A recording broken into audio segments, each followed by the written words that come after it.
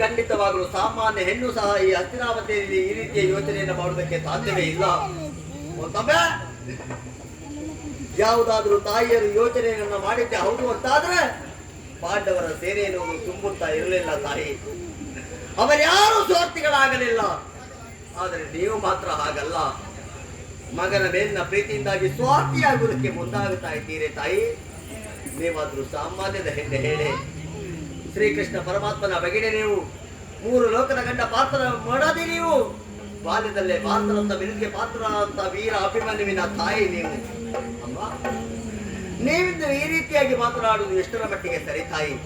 ಅಮ್ಮ, ನಿಮ್ಮ ಮಗ ಅಭಿಮನ್ಯು ರಣಕ್ಷೇತ್ರಕ್ಕೆ ಹೊರಟು ನಿಂತಿದ್ದಾನೆ ಅಂತಾದ್ರೆ ಅಭಿಮನ್ಯುವಿನ ತೋಳತೀಟೆಯನ್ನು ತೀರಿಸಿಕೊಳ್ಳಲು ಸುಖವಾಗಿ ರಣಕ್ಷೇತ್ರಕ್ಕೆ ಹೊರಟು ನಿಂತಿರುವುದಲ್ಲ ತಾಯಿ.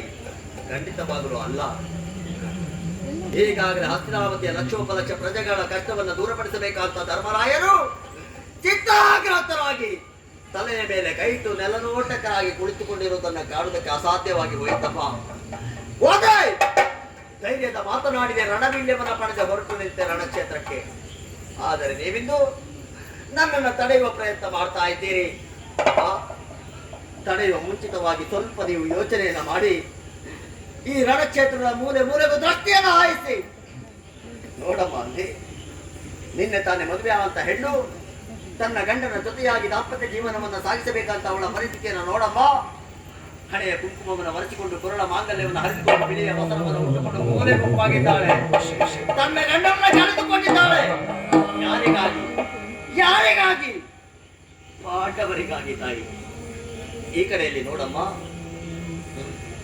ತನ್ನ ಅಣ್ಣನೇ ಸರ್ವಸ್ವ ಎನ್ನುವುದಾಗಿ ಕಂಡುಕೊಂಡಿರುವಂತಹ ತಂಗಿಯ ಪರಿಸ್ಥಿತಿಯನ್ನು ನೋಡು. ಅಣ್ಣನ ಕಳೆದುಕೊಂಡು ರೋಧಿಸುತ್ತಿರುವುದನ್ನು ಕಾಣಮ್ಮ. ಅಷ್ಟೇ ಯಾಕೆ ತಾಯಿ? ಈ ಕಡೆಯಲ್ಲಿ ಮಗನನ್ನ ಕಳೆದುಕೊಂಡಿರುವಂತಹ ತಂದೆ ತಾಯಿಗಳ ಪರಿಸ್ಥಿತಿಯನ್ನು ನೋಡಮ್ಮ. ಯಾವುದೇ ತಂದೆ ತಾಯಿಗಳಾದರೂ ಸಹ ಗಂಡು ಮಕ್ಕಳನ್ನು ಸಾಕಿ ಬೆಳೆಸುವಾಗ ಅವರು ಕಾಣುವಂತ ಬಯಕೆ ಆದರೂ ಏನು?